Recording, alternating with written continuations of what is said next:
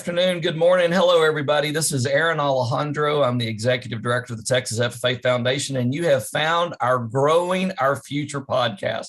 We appreciate you stopping by to share in this experience and all these wonderful guests that we're going to have that are going to share insights to grow us both personally and professionally.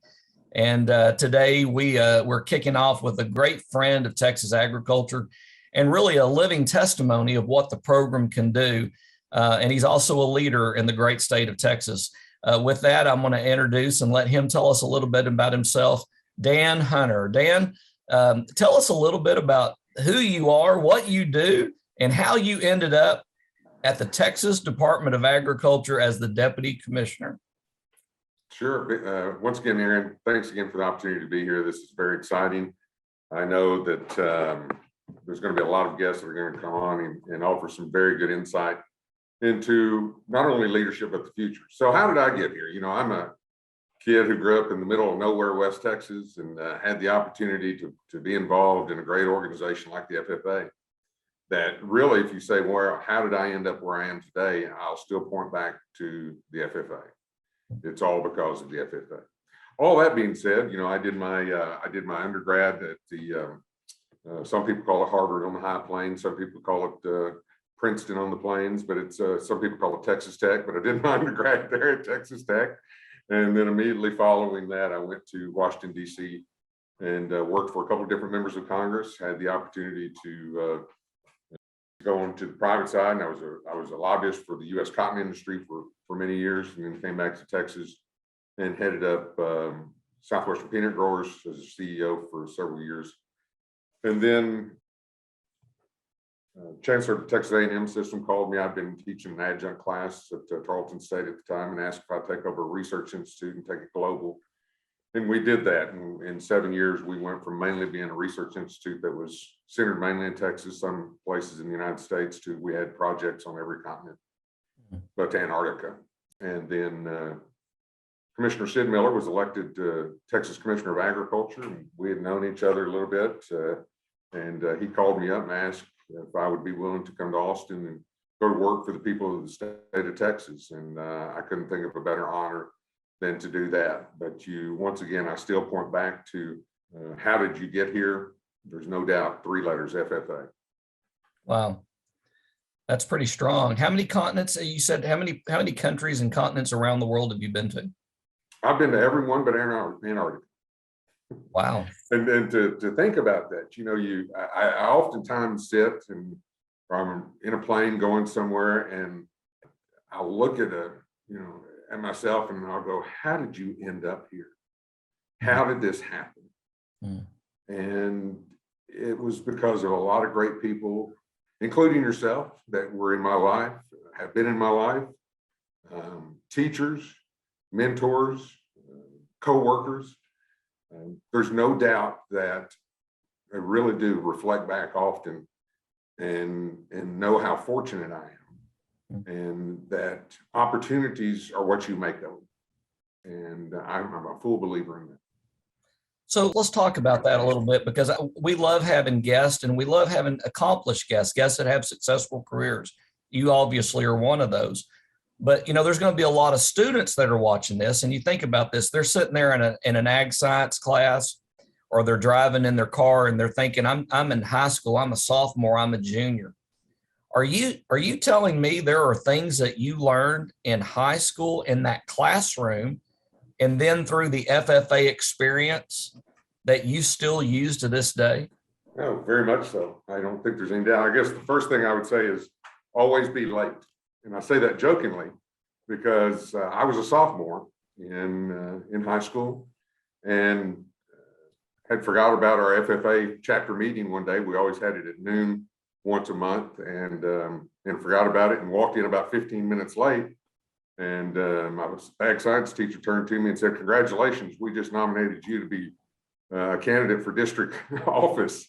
And certainly that was a turning point in my life. But I guess as much as anything to this day, I still utilize the skills in not only public speaking, but also, you know, chapter conducting, Robert's Rules of Order. You know, I spend a great deal of time in front of members of Congress, members of the legislature, I'll tell people I've had the opportunity to meet kings and queens and presidents and princes and princesses and prime ministers around the world. And there's no doubt that what I learned as a kid in Roscoe High School FFA was that you have to be willing to address people and address them effectively. And that was one thing that the FFA taught me how to do is how to be a better person, but also that gave me the skills to be able to do the things that I've done. Would it be a stretch to say that some of those things became core values and into who you are today? Oh, yeah, no doubt, no doubt. I still call back on, the things I learned, not only in leadership, but in life. Mm. I took full advantage of it. And I guess that would be one thing. If you said, what's some advice, take full advantage of everything you can that's offered to you in the FFA. I did everything from showing animals to livestock judging to chapter conducting to leadership speeches, all those different things. And the thing that I also learned in doing that was life lessons. I often refer, my grandfather raised 9 kids on a 400-acre dryland cotton farm. And as a kid, I'd go out and, he was 75, 80 years old and still went out and hoed cotton every day during the summer. And somehow I ended up out there with him most of the time during the summer. And I tell people I learned a lifetime of lessons at the end of a hoe. And I think that I learned a lifetime of lessons in the FFA as well. That's good stuff. I mean, when you really stop and reflect on that, and you think about the fact that you've got a very storied career, the places that you've been, the things that you've experienced, all came as a result of some of those skills that you then began to apply. One of the things that I believe in FFA and ag science education is it does give our kids a competitive edge against their peers. No doubt. Would you agree? No doubt about it. No, I see it every day. I'm very fortunate. I get the opportunity to visit with a lot of students from around the United States. I get the opportunity to have them, to host them, bring them in. And I also get the opportunity to hire them. And I'll say this, and in every place I've ever been in leadership, as far as a professional career, I truly believe in bringing in college age students to do internships and everything, because I look at it as a recruiting opportunity. Sure. And there's one thing that I noticed tremendously, and that is if a kid has been involved in any form in the FFA, their skills professionally are far above and beyond their peers. Wow, that's powerful. And we appreciate that, by the way. And I think that's a testament to all of our teachers. It is. Those teachers are putting those kids in a position to gain those skills. It's also a compliment to the kids. Not every FFA member that hears this or watches these shows or is involved in that classroom is really going to take hold and assimilate those skills and assimilate those opportunities. But the ones who do, you may end up in that man's seat right there. You may end up in my seat someday, because you're going to have a competitive edge over the folks that don't take advantage of these opportunities. So, Dan, thinking in terms of leadership, if you were going to give some leadership skills to some kids or to teachers, what would be 3 leadership skills that you have found successful in your life that you think would be worth sharing with other people? Well, when you think about that, of course, we think about what influences leaders. And this may sound odd, but don't be afraid of failure. And I think is number one. If we're afraid to fail, we're afraid to try. And I think that one of the things you do is lead by example. And if people see that you're not afraid to step out in front and take advantage and take chances on not only issues, but people, they'll follow you. I think another thing that when you talk about leadership skills is, and I say this often to people that work for me and with me, and that is take advantage of your opportunities, because they may not come ever again. It may be a fleeting moment, but take advantage of that opportunity. And someone who's willing to see the opportunity, recognize it is one thing, but someone to take advantage of it is another. And I guess the last thing I would say as far as leadership that I impress upon people, and I'm going to tell you the secret to success right here. It's the secret to leadership. Don't worry about your own success.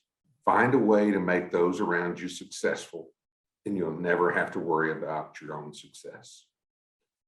And I truly believe that. I tell folks that I work with every day, I say, when people say, well, you're in a top position, you're the boss, all these different things. I say, no, my job is to work for you. Right. And that's what I do. And I think that people who find a way to make those around them successful tend to be more successful than they'll ever realize. Well, I'm going to piggyback on that, by the way. So I guess, one of the things that I tell people about my job, I absolutely love it because I get to work with amazing kids, incredible educators, sponsors, board members, and stakeholders with extraordinary backgrounds. And because I get to do that, sometimes I hear stories that I always like to remind them of that touched me, that made a difference in my life. And Dan, one of the stories that you share that I've always really appreciated happened around a tragedy that our country faced at 9/11. And the story you tell about doing all you can while you can for who you can. Would you mind sharing that story with the viewers and listeners? Because it's a powerful story that happened around September 11th. And you're hearing the testimony right here of a man that listened. And by listening, he took advantage of that opportunity. And because you did, Dan, you've been able to share that story, and it's really encouraged a lot of people. So if you would you share that? Sure, Aaron. And it's never an easy story to tell. Let's say when you're talking about a tragedy, but I oftentimes will, when I speak, I'll begin a speech with the words you mentioned, which is do all you can while you can, and do all you can for those who can't. And then and especially if I'm going to tell this story. So it was interesting. I was speaking at the Capitol a week or two ago at the FFA day at the Capitol, and I brought this story up, and I looked out into the audience, and it reminded me that while we think of 9/11, all the time, and it's something that's just burned into our memories. Those kids that were sitting there that day weren't even alive. Mm-hmm. And in fact, many of their parents were involved in the war that followed. Mm-hmm. And they've heard stories from a different angle. But I tell them I have a little bit of a different story. I was on a flight that morning to Washington, D.C. I had a normal routine. I was at the time headed up to peanut growers, and at the time we were in the middle of a farm bill, and I was flying up to D.C. just about every week and had the same routine. And I get up, go to the airport, get there, about 6:30, get on the plane, fall asleep for an hour and a half, wake up, do some work, and then get off and do whatever I needed to in Washington. And I'd fall asleep, and all of a sudden I realized we were heading back to the terminal. And it was about the fastest taxi I ever remember being on. We got up there and parked. I turned to the guy next to me and I said, I don't know what's wrong, but it must be serious. And turned on my cell phone and called the office, and they were immediately, where are you? Where are you? And I was like, well, we've come back to the airport, something's wrong. And they go, well, a plane just hit the World Trade Center in New York, and a bomb went off in the Pentagon. At the first reports were that there was a bomb that went off in the Pentagon, not that a plane hit. And didn't know we didn't know if we were going to fly again that day. I mean, nobody knew what was happening. So we went up, and I was in the lounge watching in the American lounge watching the events unfold on TV. And I remember when the first tower fell, I was drinking a Coke, and the Coke spilled out on the floor. It was like it was in slow motion. And I remember probably an hour or two later, it was evident we weren't going to fly anywhere that day. And I went and got in my car and headed back towards home. And it was the eeriest feeling. It was almost apocalyptic to drive through Dallas-Fort Worth Airport, and there was not a plane moving. It was the most beautiful day you'd ever seen. It was crystal blue skies. I vividly remember there wasn't a car on the road. It was like the world had come to an end. I tell that part of that story to tell this part. I was on the first flight going back to DC when they started flying again. And I'll never forget, we got on the plane. There was more crew than there was passengers. There were only 5 passengers, or 5 of us flying that day. And the door shuts, and as soon as the door shuts, the cockpit door flies open, and this big, tall, redheaded pilot comes out, and he says, "Folks," he goes, "I don't think any of y'all are going to do anything, but if you do, the rest of you tackle them, and I'll come take care of them." And I thought, we're living in a different world today. And the guy sitting next to me was a congressman named Sam Johnson. Sam Johnson, former POW of Vietnam. His hands are, because he was tortured permanently, like this almost. And he pulled his pen out of his shirt, and he goes, "Dan," he goes, "if somebody does something, you hold them and I'll stab them." And I thought, we really are living in a different world today. And so we're going through the flight, and about halfway through, all of us were sitting up front. Of course, we then put us up front of the plane, and except for one passenger, and she was sitting in the back. And I got up and stretched my legs, walked back there, and asked how she was doing, asked if she was going up for work or going home, or why she was going to DC. And she said, "No, I'm going up for a memorial service."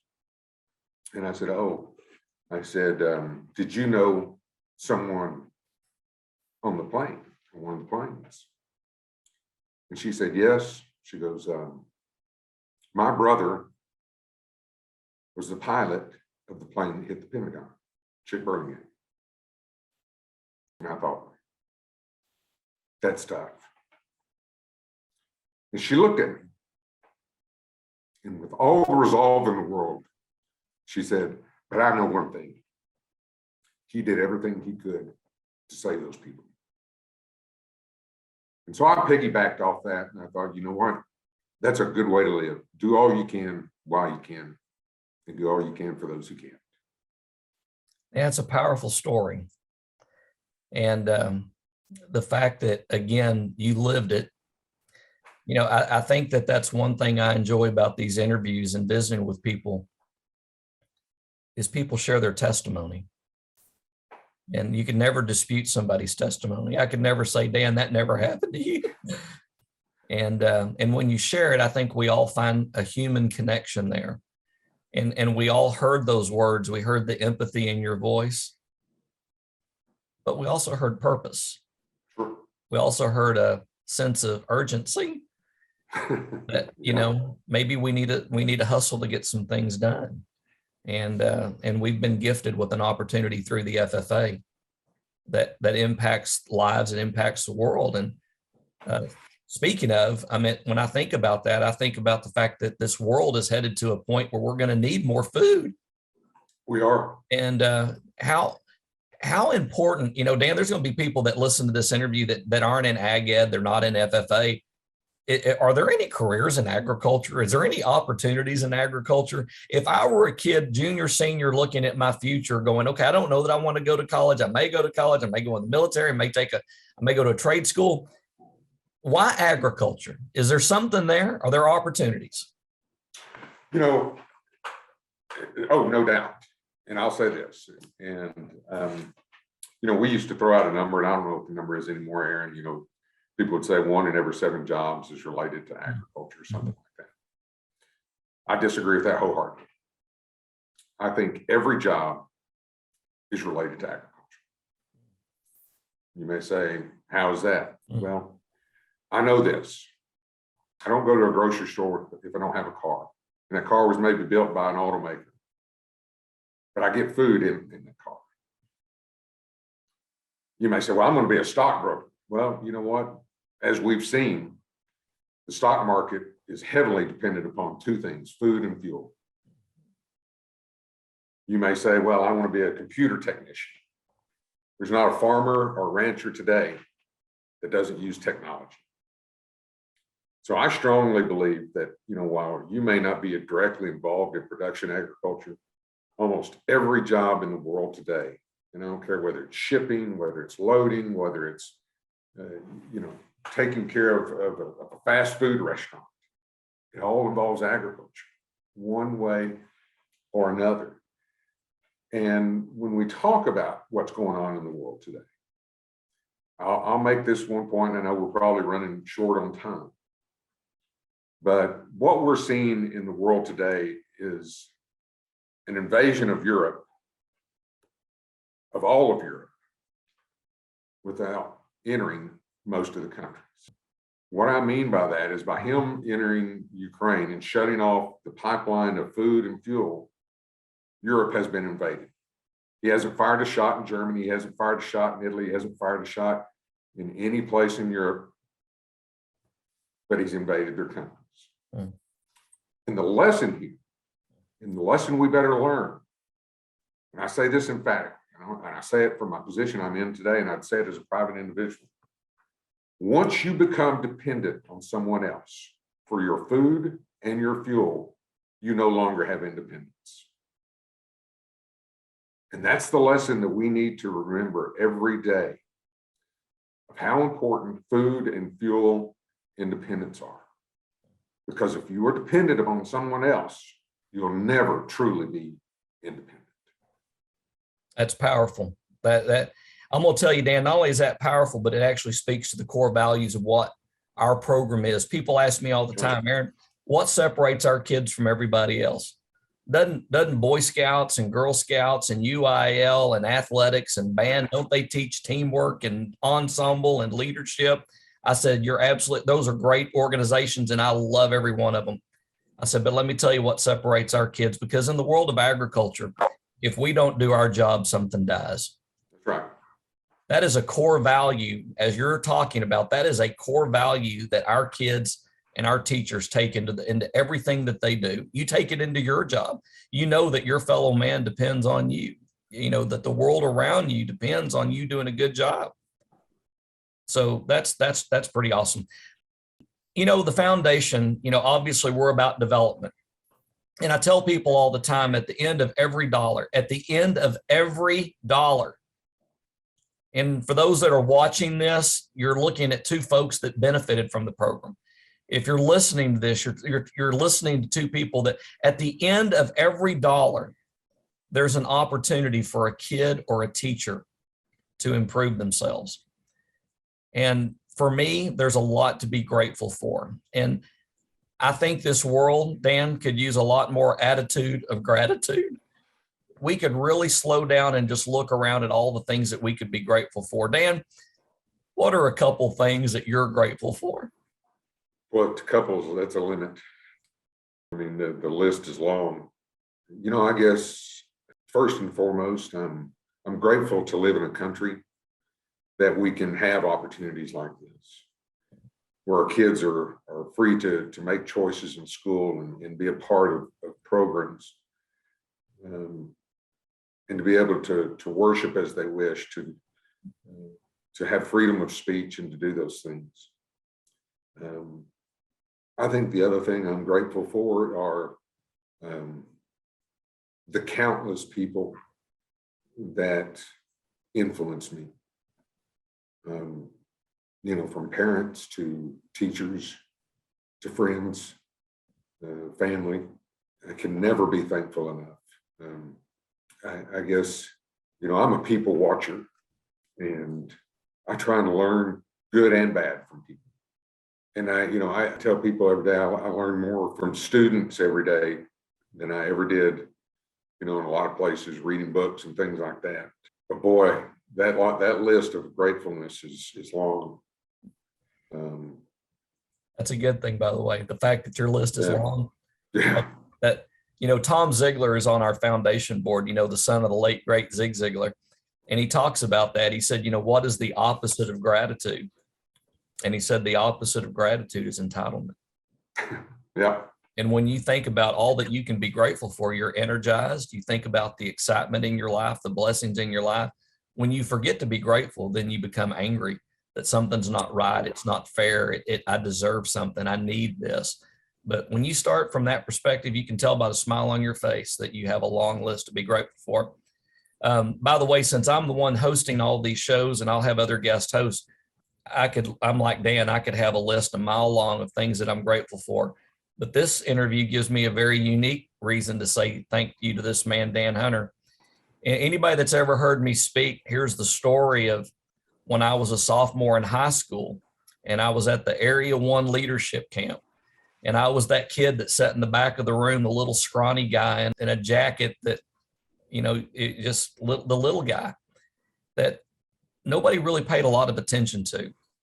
And I'll never forget two state officers. One was a guy named Joe Dawson. God bless Joe. We miss Joe. And the other one was Dan Hunter. And they weren't complicated messages. They were real simple messages. I remember Dan's a big boy, by the way. If y'all have never met Dan Hunter, Dan's a big man. He's a big guy. And I remember he came up, put his hand on my shoulder, and goes, "What are you going to do when you graduate?" I hadn't thought about it, Dan. I'm a sophomore. And by the way, Latin for sophomore is sophus morus. It means wise fool. So I'm a wise fool about the time you're putting your hand on my shoulder, asking me what I'm going to do with my life. I hadn't really thought about it. And I said, well, I guess I'll graduate and then I'll decide. And I remember you looked at me and you said, if you do that, it's too late. You better start now.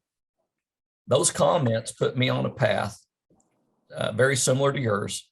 You and I both work for congressmen at the same time in DC. I've been around the world like you have. I've been in every state but Alaska.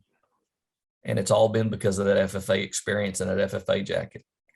So like you, I'm very grateful for my country, my state. Love Texas. Yeah. I'm grateful for my family, but I'm also grateful for people like you that became mentors, and you've touched the future. And I think that's a very powerful statement. When we live a life of gratefulness and we share and we encourage and we do all we can while we can, even for those who can't, we touch the future. And the reason this podcast is called Growing Our Future is because I always tell people, if you want to know what the future is, grow it.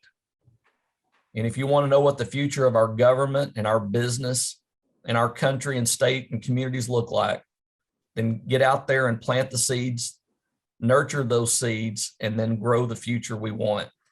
And Dan, your participation today in our podcast is so appreciated. We appreciate you sharing your insights. And I'm going to close kind of on a fun note. Just because, just curious, what's the best concert you ever been to? I've been to some classics. I was in DC, and there's a small theater, actually the Ford Theater where Lincoln was shot, was having a concert. So it only holds about 1,500 people. I think it's not a very big theater. And the Beach Boys were playing. That was one of the funnest concerts because you were right there on top of them, and they just had that hip beat, and it was now you caught me off guard on that one, but that was a fun concert. That's why it's a fun question. All right, Dan, thank you for joining us. And if anybody, we'll put Dan's contact information just in terms of Texas Department of Agriculture in this podcast link. And again, Dan, thank you for being a great testimony of what the FFA can do. Thank you for being a great servant leader and continuing to live a brand and a legacy by design, and doing that with a grateful heart. We appreciate you, and I tell you, keep on keeping on. Thank you very much, and thank you for all you do.